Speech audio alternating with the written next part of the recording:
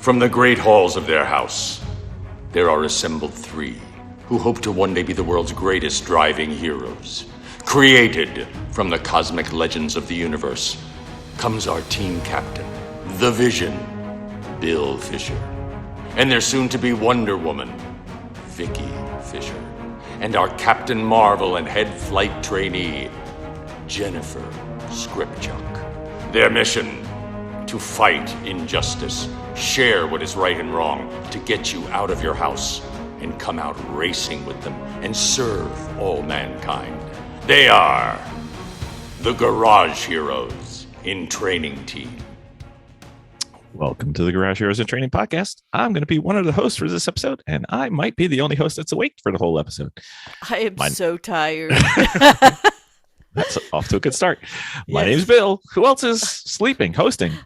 I'm Vicky. She's trying. She's been fighting a good fight against drum brakes all day, and I think the drum brakes won. They're done, though. They're done. Are they? Okay. Spectacular. Yeah. Okay. So we have a guest. We have a returning guest. Let's see. How do we describe him? And we may have a surprised second guest coming in, and I'll just do an intro again. So I'll figure something out there. He is a Grid Life GLTC competitor. He is going on the One Life of America. That would be a different race. Totally different. 86, it seems like a lifetime. It does sometimes. He may have a voice that sounds very familiar from his track walking podcast. And as he is best known, he is our Norm Abrams of racing, Scott Robertson. Norm Abrams of racing. That's right. So who made your flannel shirt today, Scott? Flannel. Grid Life. Grid Life. I lightweight V-neck. I love this shirt. So comfy. Very well. Welcome back to the podcast, Scott. Thanks. It's good to be here. You know you're going to get the Norm Abrams thing every single time, right? Yeah, it's stern but fair. Okay, that's fine. I'll go for it. You could be called a lot worse, man. Norm Abrams, not so bad. And I have. So there is that. So just in case people missed your prior episode, can we just do a quick introduction for yourself just to bring everybody up to speed, because my intros are not the best. My name is Scott Robertson. Part of a team called Robertson Racing, which consists of me and GLTC, Becky Burton, driving the Sundae Cup car called Mooncake, and Brian DeFries, who drives a four-door Civic in GLTC. Before that, I had a life. I remember, and I work construction as a project manager and trim carpenter, father of a pretty cool 8-year-old kid, and there you go. So you're not located in the Northeast, so your new Yankee workshop's going to have to be renamed somehow. I think you're more central, but we'll figure something out. Yeah, West Michigan. So we just got a 80-degree day out of nowhere yesterday, which was delightful. Yeah, we're having that 80-degree day now. Mm-hmm. It just moved east. Yeah, it was lovely. It is. It's almost like springish summer. My allergies are in full bloom now. Thank you. I know. Oh Thank my you very gosh. much. I'm only allergic to things that grow, so that's fine. Anyway, so Scott, you're to blame for coming back on this podcast as quick as we did, because we were listening to, and I sent you a text or DM, whatever. We were listening to your podcast. It was awesome. As always, highly recommended. It's on my quick rotation first thing in the morning. And you said that I knew about your coaching, and I knew about what you and Becky do at the track in terms of coaching students and working with students and doing setups and trying to, even when you're not at the track, you can do things remotely. Fantastic. But then you had this one little sentence, which is the whole reason, and I came up with more things to talk about, but the whole reason we were going for today was you said you were able to do a really good test day at an HPDE. Now, we love HPDEs, but if we could get even more value from an HPDE, we'd love to do that. And we've never actually done a test day. Most of our tests are strictly our own driving. That's the test itself. But could we go into what you meant by that and what a test day should be or could be for somebody who actually is semi-competent at what we're trying to do? Yeah. So One of the first legit test days we did was the first year of GLTC, and they weren't doing a GLTC race weekend at Autobahn. Autobahn's fairly close to us, so we went anyway. I asked Adam, like, what's going to get me more track time? Is it advanced HPD or is it time attack? He said advanced HPD. So I said, cool, I'm doing that. And got all the seat time. And I think in most people's mind, there's a hierarchy of track activities. You move from beginner to intermediate, from intermediate to advanced, but advanced is something to get out of. Advanced is the doorway and the path to competitive track driving. But I want to sing advanced HPD's praises because that is the bargain of most weekends.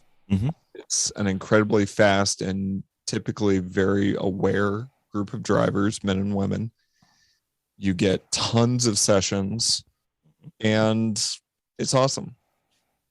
So Grid Life does their HPDs how? Just because most of the people who listen, and we mostly go to NASA events, which are like 4 20-minute sessions each day. Yeah, that's about right for them as well. Okay. 20-minute sessions, and to be honest, 20 minutes is good. It's so essentially what we did, and what I would recommend doing is, first of all, if you're going to go do a track day where you have the intention of testing, you make a plan before you go. Because the sport is expensive enough, and if you're going to go do a day or a weekend specifically to test, that's on top of any maybe competitive driving you do, or even just a normal HPD weekend, but you go specifically to test your car, make the most of it. Treat it like a wind tunnel where every minute counts, and it's just money is pouring out every minute you're on track, because it does, and we just don't talk about it very much. So yeah. What are some of the things that you look at when you're testing the car? Kind of in the planning stages, I would look at the things that you are willing and able to change. I say willing because you certainly can change springs at the track. But I'm sorry, able. You're able to change springs at the track, but are you actually willing to do that? Because that's a lot more labor and it's a lot more intensive between your sessions. That's burning money. Yeah. So it's like, do you want to do that? And if not, just be honest about it and say, no, that's not something I really want to do during a weekend. Cross that off the list. Do you have dampeners that are adjustable? What adjustments do they have? If they're singles, they're primarily a rebound. If they're doubles, it's rebound and compression. There's triples, et cetera, et cetera. Mm-hmm. Are you willing to change the alignment at the track? Are you able? Do you have the tools and the know-how to be able to do that? Do you have an accurate gauge for the tires to be able to play with tire pressures, which is a great starting place? Do you have a pyrometer? Do you know how to use it? Do you know what you're looking for when you use it? There's all these questions that it's good to be honest and just take stock of what you are able to change on the car on any given weekend, and then what you're willing to change on the car. Are your sway bars adjustable, et cetera, et cetera? So that's your starting place, is just running through a list and saying, like, it's a test weekend. Like, I'm not being competitive. I really don't want to dive into this. That is totally fine, because you can put your energies elsewhere.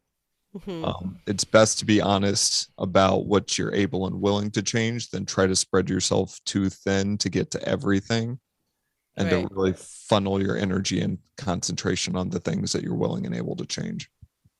So what kind of car are you driving now? I have a Miata, second generation Miata. that's pretty fully prepped for GLTC at this point, besides the driver. And I'm absolutely the weak point in that car at this point. So on that, we have the capability of changing the alignment at the track. We can change rebound. We have changed springs at the track before. We've have the ability and capability of changing the sway bars. We can play with the rake, ride height in the rear, tire pressures, obviously, et cetera, et cetera. So there's a bunch of stuff that we're able to do. And from there, we kind of funnel it down into, okay, what do we want to do? And what are we confident that if we do, it's going to be, we're going to have a handle on what we're doing at that point. Right. So, what was your Aero? I totally haven't even mentioned aero. Oh, it was Aero coming. is its own beast. Oh, It was God. coming, don't worry. Right. So how did your race season end last year? Pretty well. We ended at Road America with Grid Life.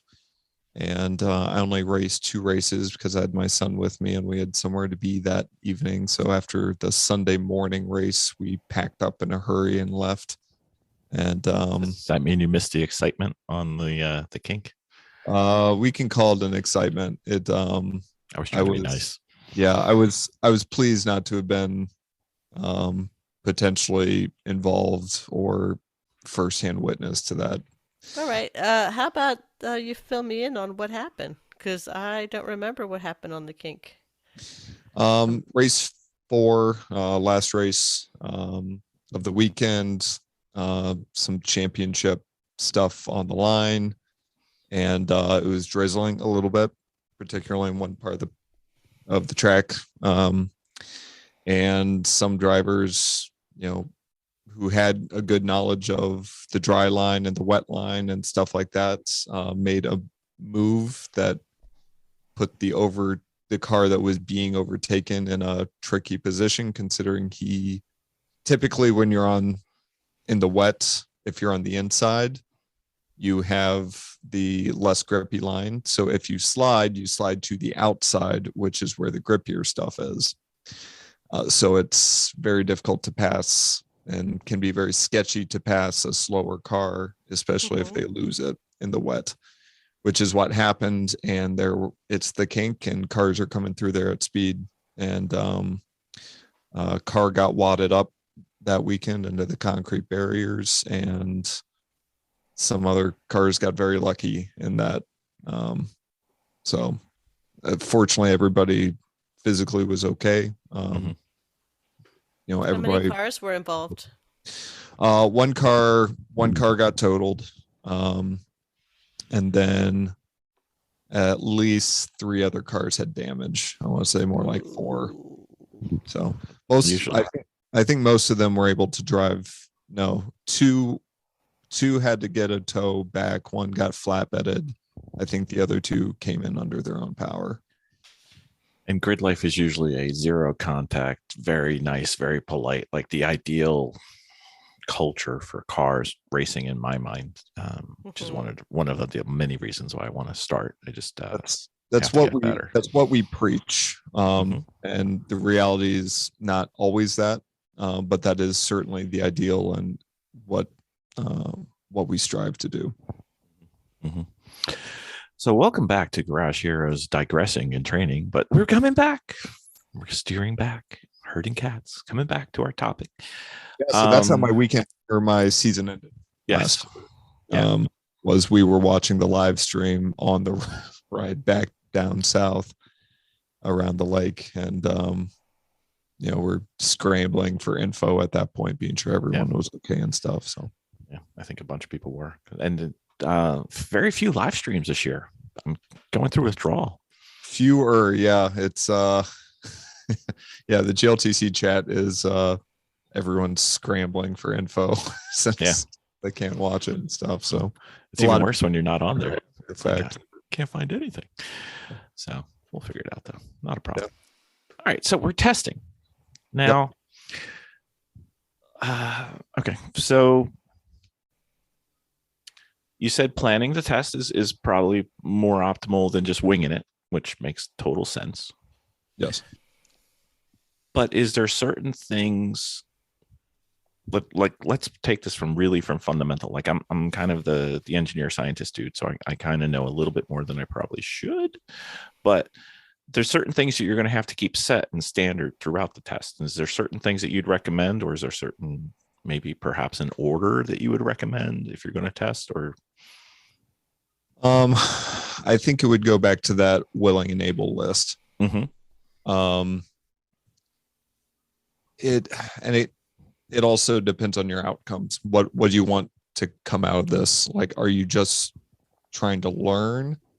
Are you trying to go faster? And if you're trying to go faster, then you need to figure out a metric to actually figure that out, outside of just lap time, because sometimes lap times don't show everything. Right. So are you talking like sector times, or are you talking like min speed, max speed in certain areas, or what do you think in there? Min, max speeds, lateral, longitudinal Gs, things like that. Some subjective feel for sure, because if, as you both know, I'm sure, if you're comfortable with the car, you can go faster in it. Even if it's not the ideal setup for that car, if the driver has confidence in it, he or she is going to go faster. So trying to ground this a little bit, let's assume that you're kind of at the level where we're working towards, where we're about to cross the threshold where we don't just get in a car and do the best of what we got, but we actually start to think about what the car could be or could have been. Sure. And starting to not treat the car as a black box, that it just is, it is what it is. And I'm just driving and I'll make the best out of what I got or what I don't got. So I think the purpose of the test would be to more optimize the car for whatever purpose, whatever criteria, but to actually do that. So this is one of the reasons why I was like, oh, we need to find out a little bit more about this, because it's something we haven't talked about at all, because we didn't know anything about it. So, yeah, I would always start with the biggest field changes first and make a big change. I'm talking disconnect a front sway bar and see what that does for you, kind of change. Just as a driver enlightenment, or as a test for the car itself, or it could be both, I guess. Both, okay. Absolutely. Yeah, if the driver already knows what that feels like, then that's one thing. But I think typically you haven't met a whole lot of drivers who have driven a car with the sway bar at full stiff, stopping in hot pit, disconnecting one side of it and going back out. So you've got the same track, you've got the same tires, same conditions, and you have a drastic change. What does that do? And as a driver, what do you need to do to drive around that? What I find a lot in my instruction is I have some set things that in different sessions, I'll tell my students to go out and tell them to drive in a certain way that is not the correct way, because I want them to see what that does for the car, because everything in racing is a give and take. If you do an early apex, that's really good for some things, but there's something that you have to give up in order to get that. It's the same thing in car setup. When you disconnect a front sway bar, you get all the front grip. But what do you lose? What does that give up? And what does that feel like? Because disconnecting your sway bars sometimes is a good thing, but you need to know what that's going to do for the car, what that feels like, so you're just not going out there blind and all of a sudden you turn in and the car feels sluggish and you freak out. But just go do it and make a huge change. Do the same with the rear bar. Do the same with shock sweeps. By sweep, you mean like full soft, full hard, and then maybe middle? Yeah. And always do 2 clicks off, full soft or full hard. If you do like bottom them out or top them out, it can damage the shock sometimes. So I always tend to keep 2 clicks off, whatever your adjustment. It's just a little bit healthier for your shocks in the long run. Mm. But yeah, because people always say, well, maybe do a few clicks here or there. It's like, but have you felt what 20 clicks does? Right. So and then you can kind of start funneling it back from there. Mm-hmm. Same with rake. Come in hot pits and raise the rear quarter, half an inch, see what that does, and make it work for you. Never even thought about that one. Yeah. Rake is a very, especially in Miatas, it's a great tuning tool that does a lot in a very quick and easy adjustment for us anyway. Okay. And it's helpful. So I learned that one from a GLTC buddy as well. Well, it's always good to hang with the big boys. So let's go back just a little bit. Things I didn't think about until we started talking. Is there a difference in trying to test a front wheel drive car versus a rear wheel drive car? No, I don't think so. Okay. So it doesn't really matter. No, I mean, maybe in the sequence of the test, but not. Maybe. Yeah, I tend to think that there's less of a difference in front wheel versus rear wheel drive when you really get to the peaky levels of car control and driver development. It's you're trading a little bit of rotation here for a little bit of rotation there. Okay. It's not a whole big difference. The line doesn't really particularly change that much. It's just in how you get the car to rotate and how you maximize the car. It's so the testing really doesn't change in terms of, because you're trying to, I think, accomplish the same thing in the end. Yeah. Yeah. So let's see. What have we talked about so far? We talked about one more thing. Is the driver trying their best with the car as it is after the change, or are they trying to stay with the same, let's say, driving profile? I don't know, style, whatever. Like, is that something variable in the test, or is try to keep it the same? I'm gonna pull a Ross Bentley out here, and I know he's I know what this is gonna be. And if your goal is to stay the same as a driver and just hone that in, then yeah, just drive the same way. But he doesn't, nor do I believe that driving the same way is actually the best thing. Track conditions change all the time, and you need to drive the car differently to get the most out of it. What if you get in another car and you try to drive the same way? Like if I hopped out of my Miata and I jumped in Becky's Mooncake, the Mazda 2, and tried to drive the same way, it goes okay, but it's not great. You have to adapt as a driver. And if it rains, what do you do? If you have a race right after a drift session, which we've done quite a bit, that changes track conditions dramatically. So you've got to shift how you do. Sure. So I always think, like, try things, make your car worse and or better, and learn how you have to drive to overcome that. Like if you're in the middle of a session or a race and all of a sudden, like, sway bars are an easy example. One of your sway bar end links falls off. You know how to drive around it, and you can carry on. I mean, sure, you want to come in eventually and take a look at it, but you know what that's going to do to the car. So you know how you need to change your brake release, your hand speed, vision, like all that stuff. It's just, it's good training. Great.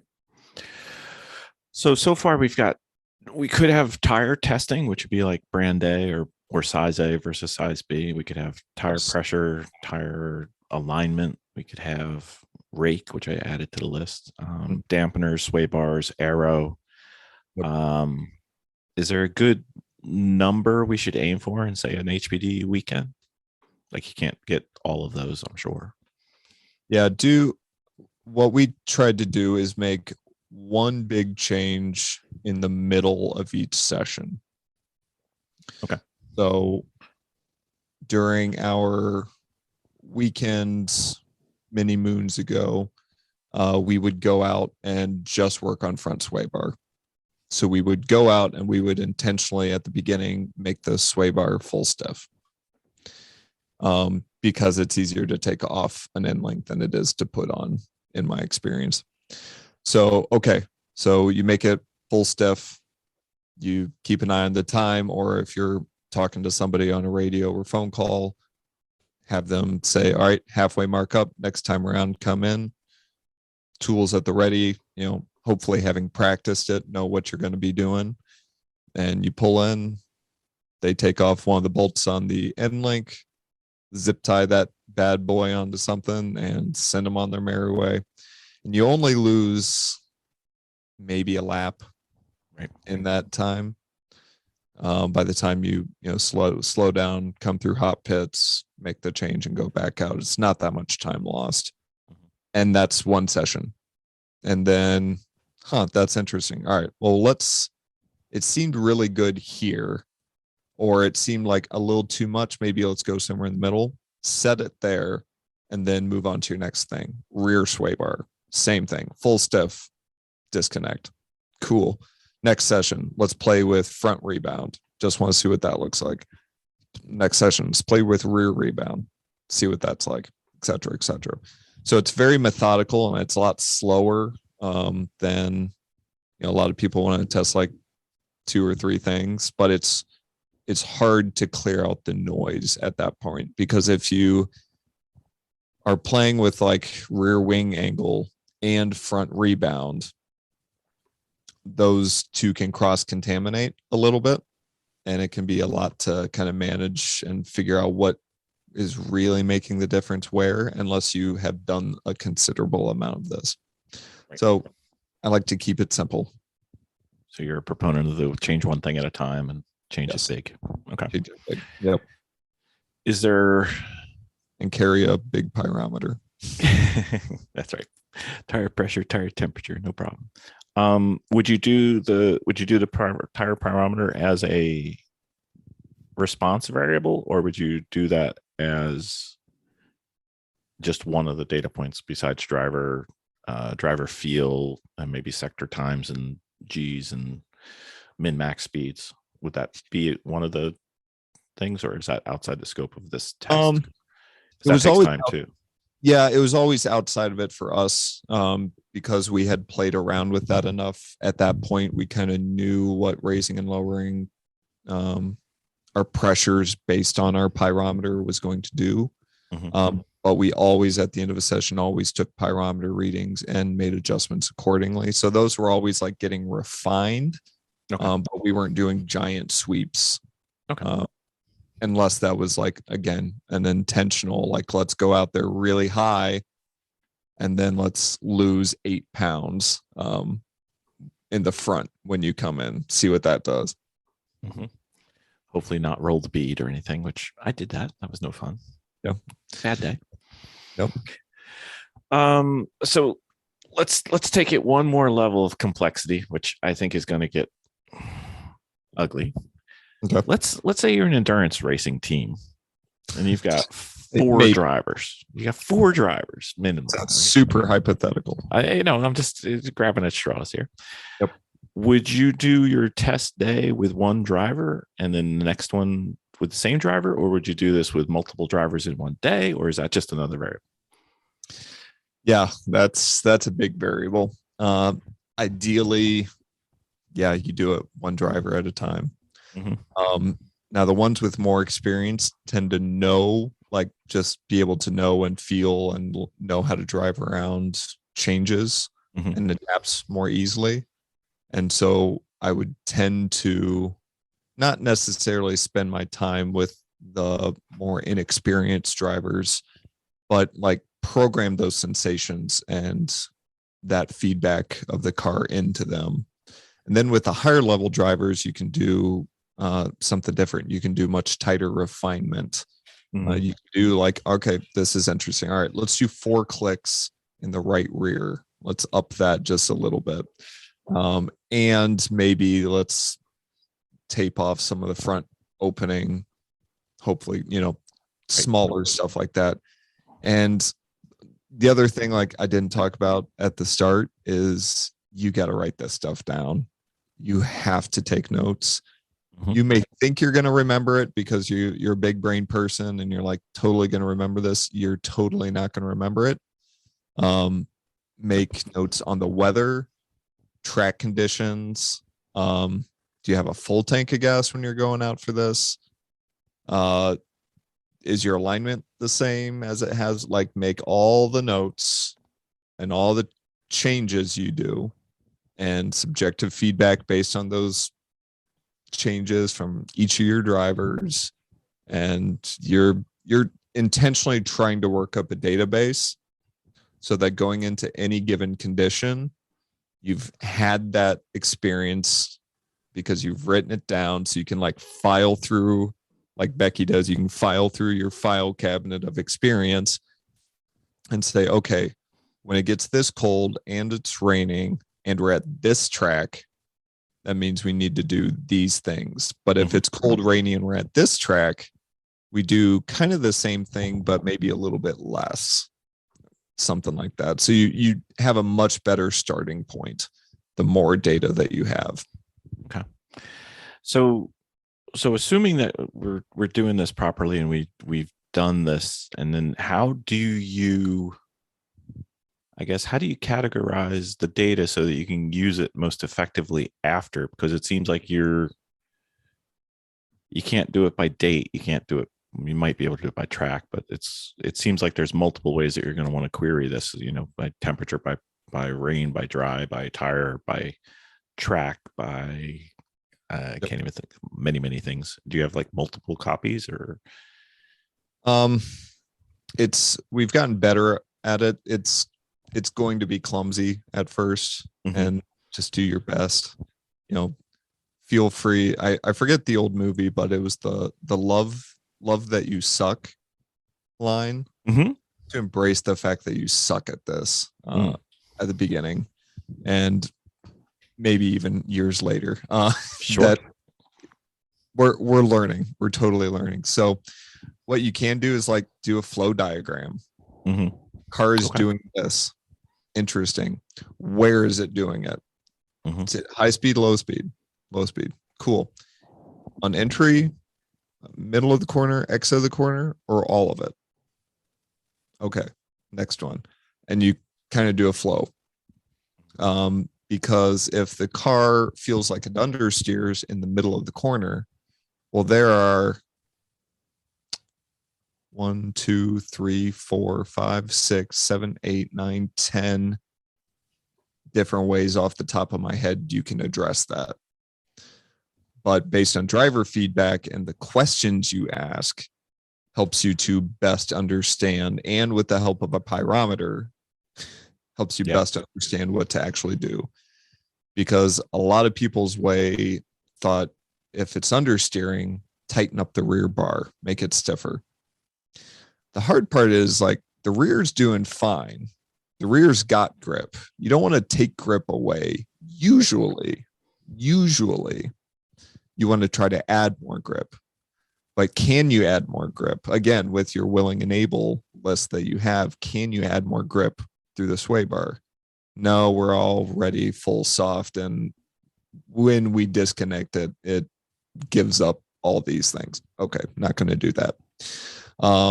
Tire pressures are next. Can you lower them a little bit? Kind of still keep them in their happy window, but just subjectively like help them hold on. Actually, the tires are perfect. I don't think it's a tire issue. Interesting. Okay. Can we add more front downforce? Nope. We don't have an adjustable anything up front. Okay. Can we trim out the rear wing then? That's a possibility. Look at the driver data, driver video. Is the driver jumping off the brake too quickly or jumping back on the throttle way too hard? Might not even be a car issue. True. Might be a driver input issue. So tons of things, but it's the questions and the way, the more experience you gain and the more experienced people you can pull from, can kind of help to change that. But that's why you test too, because you're like, interesting, because when we do this, it feels like this. And when we do this, it has the same effect, but it feels totally different. That's the kind of stuff you really want to experience and program in people, because unless you've done it, like unless you've gone out on track intentionally early apexing every single corner, you don't really know. It's hard for you to know what corners actually want an early apex, because you're just doing what everybody told you to do. To try things, experiment. That's actually one of the drills that NASA Great Lakes does. They have one drill one weekend, and it's just like, oh, I like that, and oh, I don't like that. That was bad. So, yeah, I've got like 3. I'm working on a 4th one. Drills like every session, and I tell the other instructors, because we're observation based, tell them, hey, these 2 cars are going to look terrible this session. They're doing a thing. Let them go.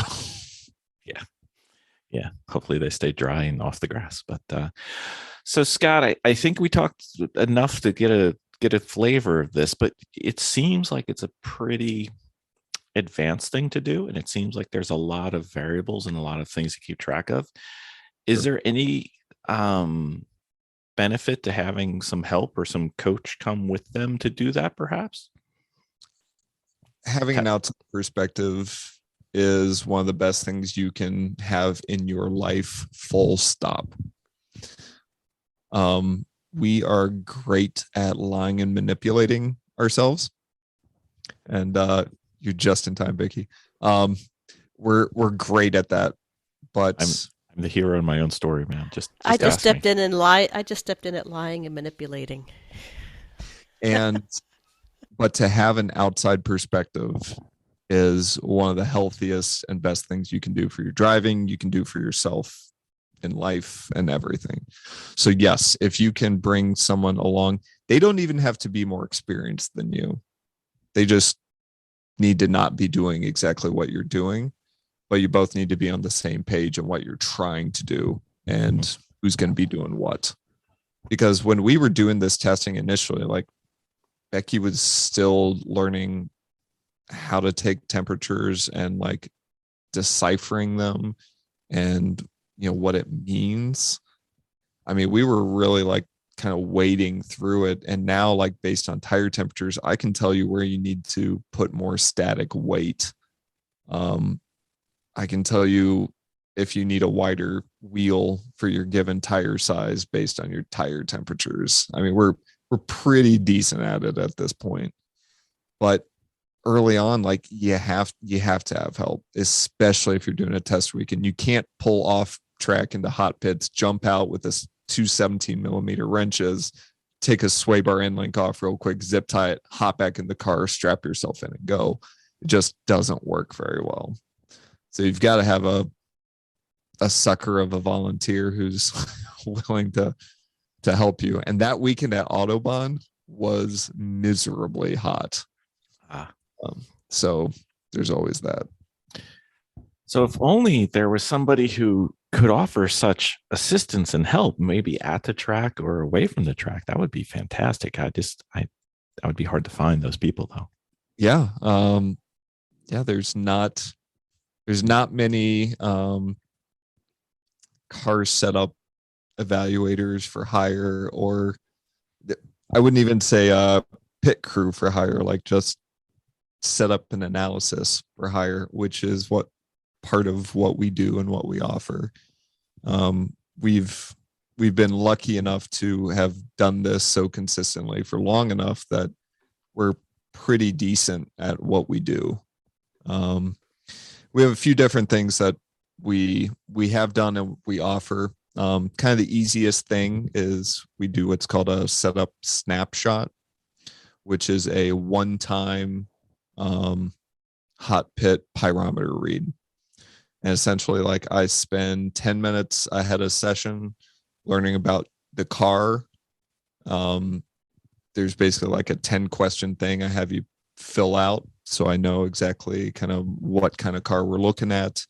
And my last question is, what do you want the car to do better? And sometimes what they say they want to do better isn't what I'm seeing as the low-hanging fruit based on the pyrometer stuff. But it's a great snapshot in terms of, is this current setup working for me? And if it's not, here are some things to take a look at. Typically, it's some tire pressure suggestions, it's alignment suggestions, oftentimes it's wheel width suggestions. If they're dinking around with aero at that point, might have some recommendations there, static weight, and some driver input stuff as well. So a lot of that can easily funnel into, that's interesting that you're saying you're understeering coming out of a corner because your tires are super happy. So that leads me into like, we should sit down and watch some video and look at some data. So we have video review sessions we do as well, that we can like pair with that, and that those two things are probably the best snapshot that we can get and give. We also do full day testing and setup work. The two easiest tracks for us are Gingerman and Grattan. They're both easy for us to travel, but we will travel farther. And basically we are, I won't turn a wrench. I will certainly help, but it's your car and you know it better than me. So I will make recommendations, or if you're just like learning how to get into this and you would like somebody who's done it to help you, absolutely, let's go. Like, I'll throw everything at your car and at you. And by the end of the weekends, we certainly do 1 days, and because of cost, it's a lot easier for some people, but 2 days is where it's at, because at the end of 2 days, like, you've got a pretty good grip on your car, what you like, understanding how the car is balanced and what the car wants to go fast is really good by day 2. Mm-hmm. Captain's log supplemental.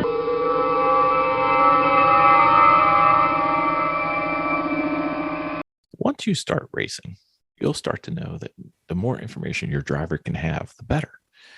One of the things that we found is that the Sentinel system allows you to be able to not only get your driver the information that they need, but also be able to share the information with the pit and anybody who's got internet availability. You can integrate your AIM data. You can integrate the driver tag, as in who is the driver in the car. You can also integrate in your standings and who is ahead or behind of you into the dash, as well as be able to see flag statuses in case there's a yellow flag or a red flag or a black flag. Hopefully none of those, but they do happen. This was developed by a fellow racer, former guest, James Candelaria, and he is seeing a lot of people using it in the SCCA, WRL, AER, and we are doing demos at our paddocks whenever we are at the track. It could be at a race or it could be at an HPDE. If you're interested and want to come in and see how it is, we can give you a demo. And if you find that it's something that would be helpful to your racing, please use our discount code, which will save you 10% on anything that you buy. And it is creatively GHIT, GHIT, for Garage Heroes and Training. So hopefully you will find that the Sentinel system is as useful for your racing as we have found it for ours.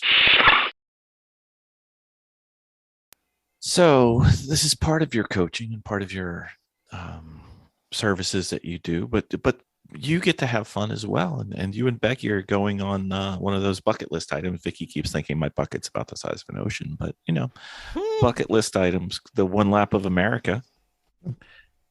First time for Mooncake. First time for Mooncake. 4th time for us. 3rd time for our trusty race trailer. And the Miata is not seeing 1 lap duty this year, which No.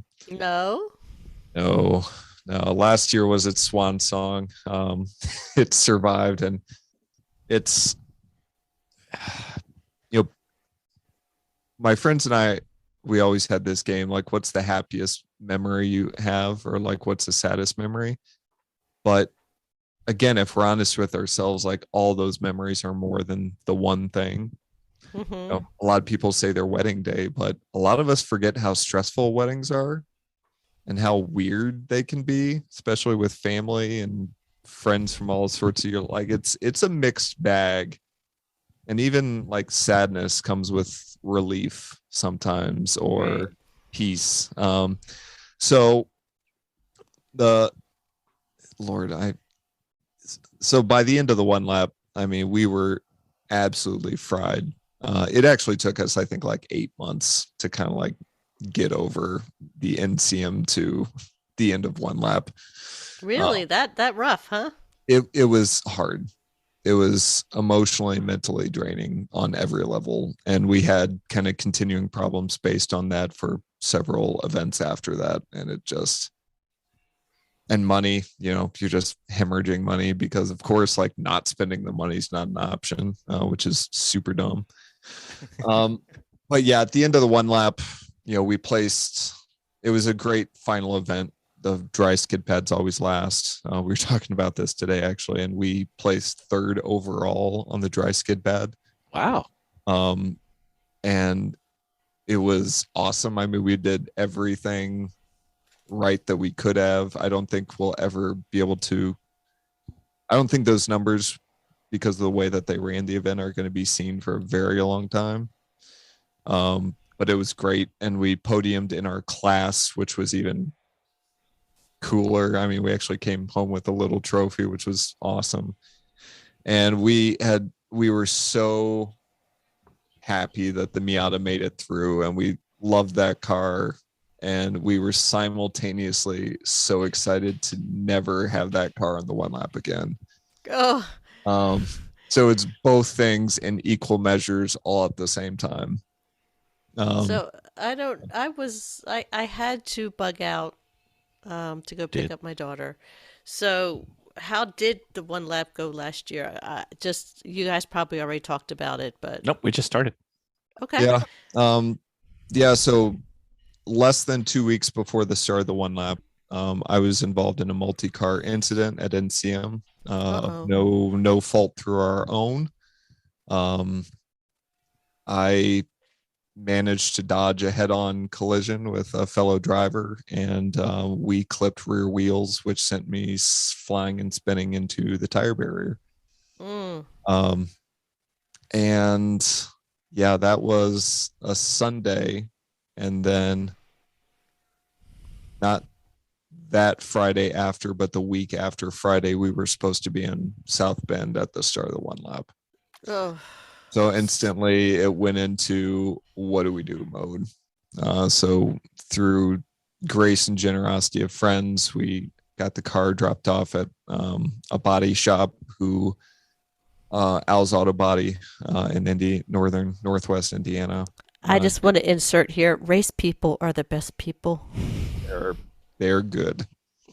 And they started getting a handle on what they needed to do. I started searching around for all the parts, because at that point we didn't know like the full extent of what was broken, but I had a good handle on everything that it could be.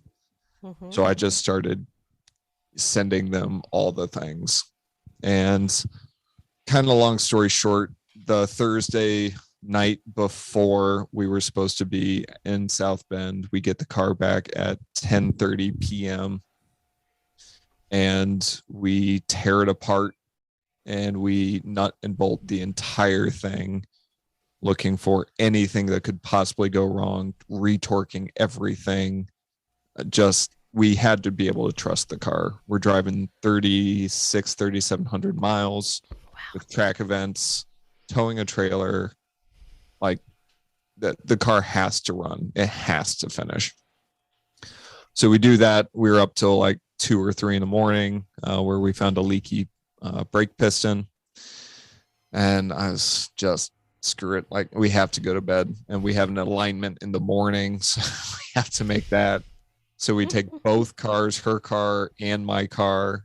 So we're like simultaneously prepping both cars, because we're not sure which one we're going to bring as of the day of. Oh no. Oh no. So we drive to the alignment. We look at the brake that was leaking. It's not leaking anymore. Cool. Look at the other one. The other one's now leaking. Crap. So we get the alignment, and while it's on the alignment rack, we're redoing the air dam and the under tray. Just like absolutely throwing everything. So we're like, all right, well, I guess from Gingerman, we're driving to the hotel in South Bend with both cars, and we'll see if it's still leaking by the time we get there. Fortunately, it wasn't, and so we were off. We lost one of our big fancy front hub and bearings at Memphis at the first event, due to the shop when they reinstalled things. It's a specialty part, and it has like specific order and things, and they didn't do it quite that way. But the fact that it lasted from South Bend through a skid pad, 3 autocross runs, and then a ride from South Bend to Memphis only to die on track is miraculous. Oh. So we changed to our spare OEM one, run the last event, and then one of our fellow one-lappers runs Miatas and endurance racing and uses these same hubs. And he's like, well, this next leg, Memphis to Eagles Canyon in Decatur, Texas, and his shop was in Oklahoma. And so, well, that's only 2 hours out of the way. Yeah, I can have a guy go strip that part for you, have it ready and waiting when you guys come through. So it was so early in the week that it's like, yeah, we're going to drive 2 extra hours to pick up this part and install it to know that we won't have that problem again. And you get 2 hours less sleep, but we put that part on at Eagles Canyon, and it was sunny, and the event went great, and we were new people after that. And the car ran pretty flawlessly after that, besides just trying to catch up on sleep, which at this event's just was that the worst of it? Was the sleep deprivation? Yeah, the sleep and the stress ahead of time. We didn't sleep much in the weeks from NCM to one lap, because I was constantly on the phone or emailing, trying to get things lined up just right, trying to get friends to like be generous and like donate their time and energies for like helping us out. It was a monumental effort that absolutely. Oh my God. Yeah. So, but this year, different. Yeah. How different is different? This will be the first lap we've ever done with air conditioning. Oh, how terrible was it last year without the air conditioning? It wasn't that bad. Our first year was the worst by far, by a country mile. It didn't rain at all, and we regularly had our phones shut off on us in the car because they overheated.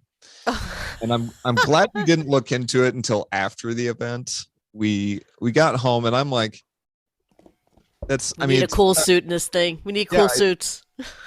I'm curious, like, why, like, when does a phone shut off? Like, how hot does a phone need to be for it to shut off? The answer is 113 degrees. That's not. So plan your day.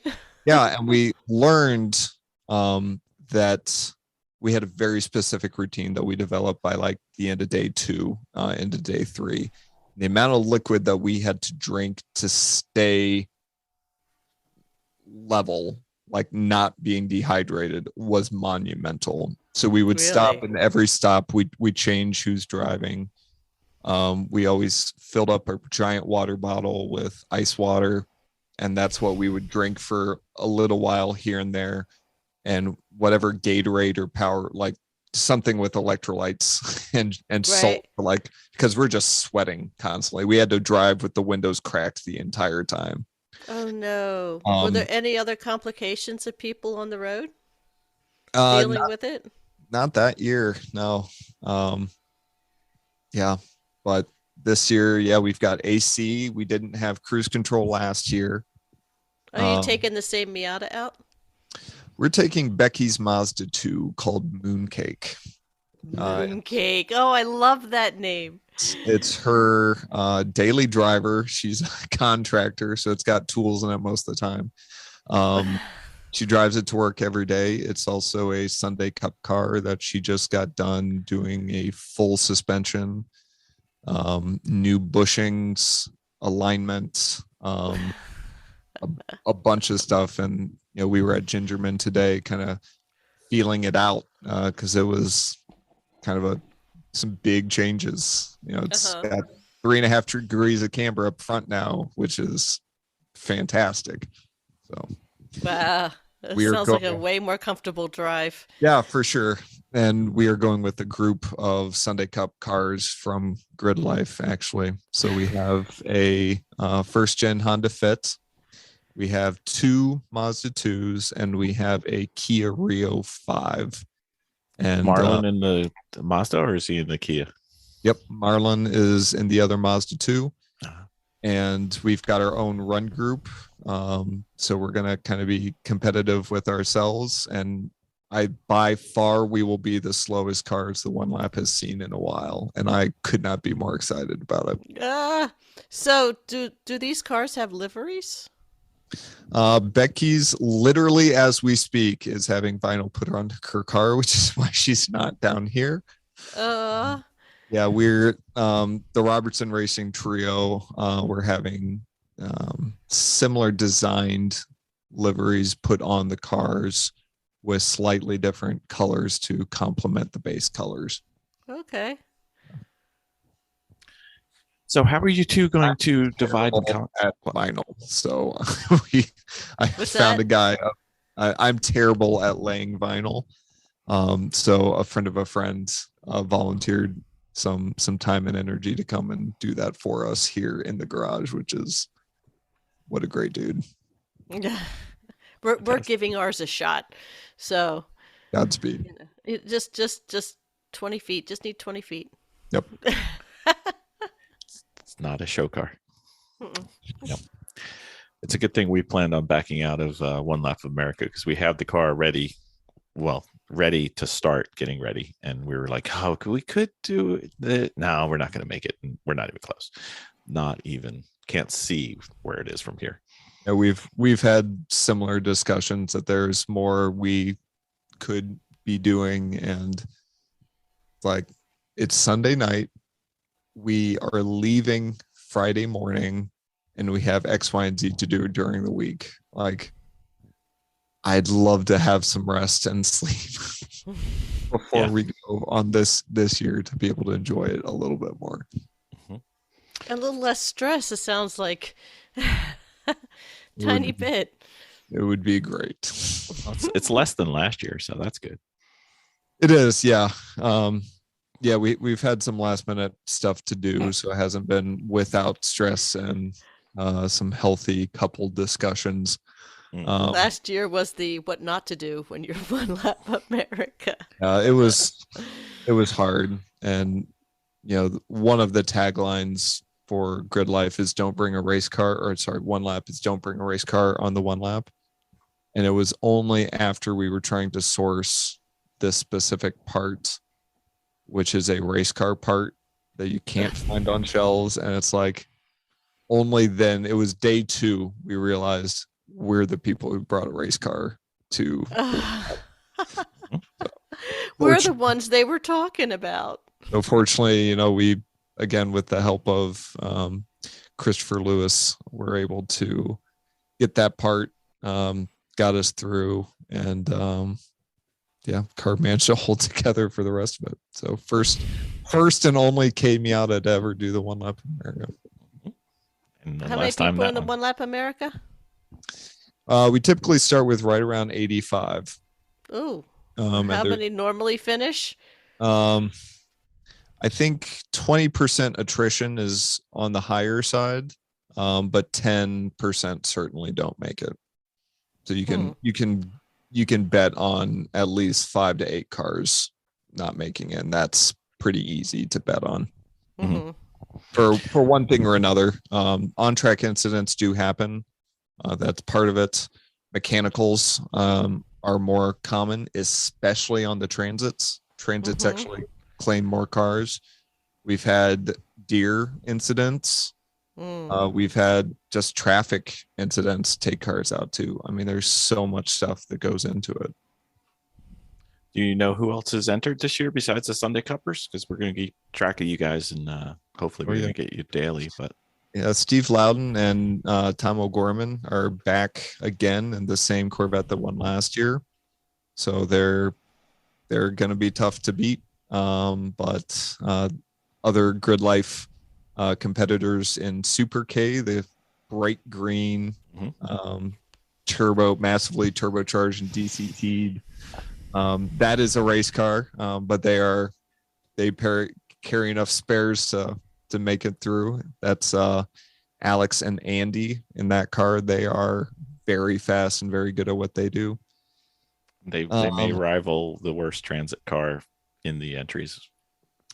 Yeah, I think the worst transit car ever had to have been 3 years ago, and it was Robert Thorne and his wife.